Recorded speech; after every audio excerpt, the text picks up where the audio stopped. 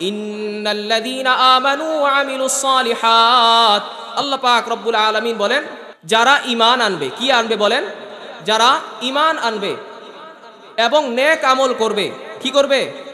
নেক আমল করবে। আমি আল্লাহ তাদের জন্য জান্নাত প্রস্তুত করে রেখেছি। আমি আল্লাহ সেই জায়গায় থাকবো মেজবান, আমি সেই জান্নাতীদেরকে মেহমানদারি করাবো। সুবহানাল্লাহ। তো আল্লাহ তাআলা কি বলছেন পবিত্র কোরআনুল কারীমের মধ্যে?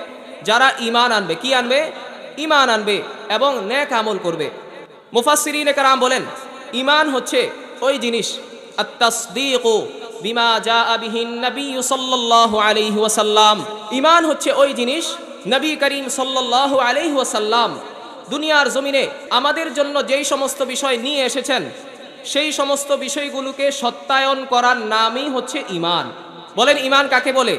নবীজি সাল্লাল্লাহু আলাইহি ওয়াসাল্লাম আমাদের জন্য যেই সমস্ত বিষয় নিয়ে এসেছেন সেই সমস্ত বিষয়গুলোকে সত্যায়ন করার নামই কি? ঈমান।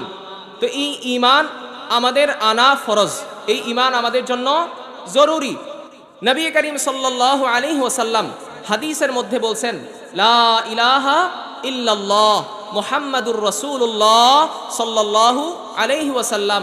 নবীজি সাল্লাল্লাহু আলাইহি ওয়াসাল্লাম বলেছেন আল্লাহ পাক রব্বুল আলামিনকে ছাড়া কোনো মাবুদ নাই, আমি শেষ নবী, আমি মুহাম্মাদুর রাসূলুল্লাহ সাল্লাল্লাহু আলাইহি ওয়াসাল্লাম শেষ নবী। এই কথাটা যে নবীজি বলেছেন এটা যদি আমি আপনি বিশ্বাস করি এটাও কি ঈমান? এটাও কি ঈমান? নবীজি সাল্লাল্লাহু আলাইহি ওয়াসাল্লাম হাদিসের মধ্যে আমাদেরকে বলছেন যে 5 ওয়াক্ত নামাজ আমাদেরকে আদায় করতে হবে। 5 ওয়াক্ত নামাজ আমাদেরকে আদায় করতে হবে। আমি নবীর উম্মত হয়ে, আল্লাহ তাআলার বান্দা হয়ে আমি যদি এটা বিশ্বাস করি যে 5 ওয়াক্ত নামাজ আমার উপর ফরজ, এটাও কি ঈমান। সর্বোপরি যেই সমস্ত বিষয়গুলো নবী করিম সাল্লাল্লাহু আলাইহি ওয়াসাল্লাম আমাদেরকে আদেশ করেছেন এবং যেই সমস্ত বিষয়গুলো থেকে আমাদেরকে নবীজি বাঁচতে বলেছেন সেই সমস্ত বিষয়গুলো মানার নামেই কি ঈমান।